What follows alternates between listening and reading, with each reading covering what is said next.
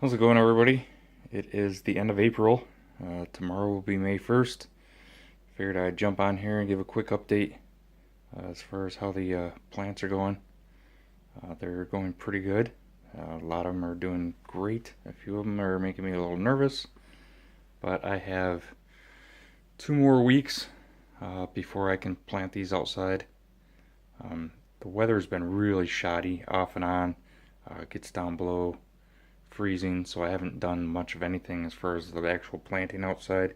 So some of the stuff that you're supposed to put in, like peas, are already supposed to have been in. I won't be putting those in probably until this coming weekend. So they'll be a week or two behind. Not a big deal in my book, but so they're doing. Onions are doing good, and all my peppers, tomatoes, some different herbs, and a few of these things are not doing so well. Very leggy, but they are alive. These are the lettuce. There are a couple different kinds of lettuce. So, what are you gonna do? They're where I'm at as far as being able to get any sun. They're just, they're not into it. So I'm gonna try and get them planted, see if they'll keep growing outside, and if not, I'll throw some seeds in and see where we go from there. A lot of these are, they're not root bound yet. They're not sticking out. So this is my basil. So they're looking pretty good. And some of them are just starting to. So I think I have pretty good timing as far as nothing poking out the bottom except one or two up in here. So I think I'll be able to survive the 2 weeks without having to transplant any of them. I very easily could have. This is the first year I've used these kind of containers. So it's, it seems to work out pretty well without having to be able to have to transplant them. I could have, and could have made possibly been a little thicker, a little stronger, but if I transplant them, I have nowhere to go. This is my only spot to put them. So you start putting them in bigger containers, and I'm going to run out of room really fast. The plant over here has come back to us. My wife took this to work. She brought it home a while ago. It was almost dead. We brought it back to life, and it started growing great. And then she took it back to work, and now it's starting to die again because it's just not getting enough sun to where she's at. So the top part, I don't know what this is called. His name is Robert, hence Robert Plant is what she named it. Very amusing, I guess. I thought it was kind of comical of her. This part is all dying. I don't see that that's going to come back, but this is alive and well. So it's got potential. Hope to live. And then down here, I just started growing all of her different plants, flowers for. She's got some hanging baskets that she bought that she wants to put around the well that's out there. She wants to put some things to hang around that and have plants growing out of them, flowers growing out of them this year. But of course you have to start them from seeds, so we took the last available spot and did that. So we'll take you for a quick walk over into my son's disaster area. He has not been a very good steward of his plants. And of course, as I had said, his beans he grew way too soon. So there they are. And they already have flowers on them. And they are actually growing beans already right in the cups. So there's the beans growing. So this is not going to be a very productive transplant. They are definitely going to be root bound. But,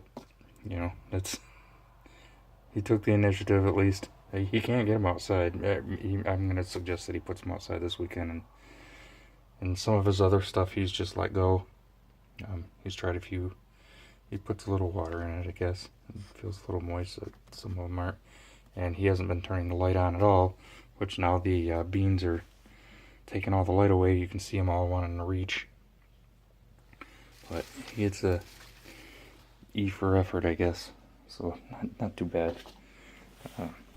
We'll see what we can survive out of that bunch there. And I'll show you one more update, and then I gotta go make some dinner. And I bought this book, Survival Medicine Handbook. Bought it off Amazon. It's a guide for when medical help is not on the way. So I'll just go through a couple of the table of contents real quick. I haven't been able to take too much as far as reading into it. Let's see. So just a lot of principles of medical preparedness, becoming a medical resource. So these aren't direct facts and knowledge. This is just references to suggestions to get you into the mode. Talking about medical issues that you're going to face. Some stuff about essential oils, physical exams, patient transport, which I don't know if nobody's coming, where you're going to transport them. Hygiene, a lot of hygiene and sanitation, infections.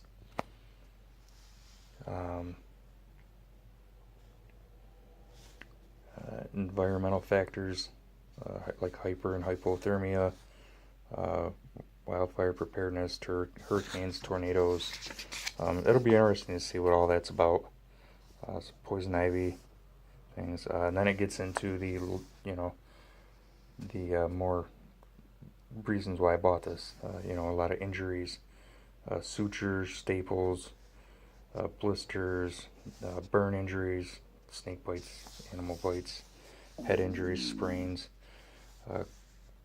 some chronic medical problems. In a grid down, you're going to run into that, and how do you deal with that over time?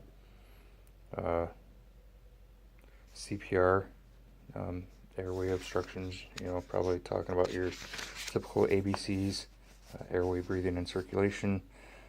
Headaches, eye care, earaches, and then some stuff about medications, different antibiotics. So it'll be a good read. Now here's the messed up thing, is that this is the second edition, and I bought this just within the past week. And when I started looking at it, I was reading the forwards and the dedication stuff, and one's a doctor, the male's a doctor, and his wife is a nurse, and they wrote this together. And come to find out, they have a YouTube channel, which is Dr. Bones Nurse Amy. And it has a lot of content on there. And I looked at a couple recent ones, and of course found out that there is a third edition that is already out, with about 200 more pages than this. This has over 500 pages. But still, and then I just happened to go to their website. I have no affiliation with them. I've never met these people. I've never actually even bought anything from them. But they have a shop/doomandbloom.net. Doomandbloom.net, they're saying that they have a lot of videos on, probably all the same videos that are on YouTube. But I did go to their shop and look, and for the exact same price that I bought this on Amazon for, they're selling their third edition. So I was a little frustrated about it, but what are you gonna do? I'm not gonna take the time and send this back. It's my bad. I didn't research to see if there was more, or get any reviews on it or anything like that.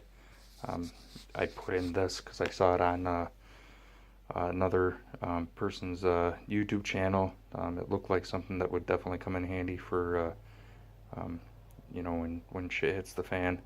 And so I had already made the decision that I was going to buy it, and maybe down the road I'll buy a new one, who knows.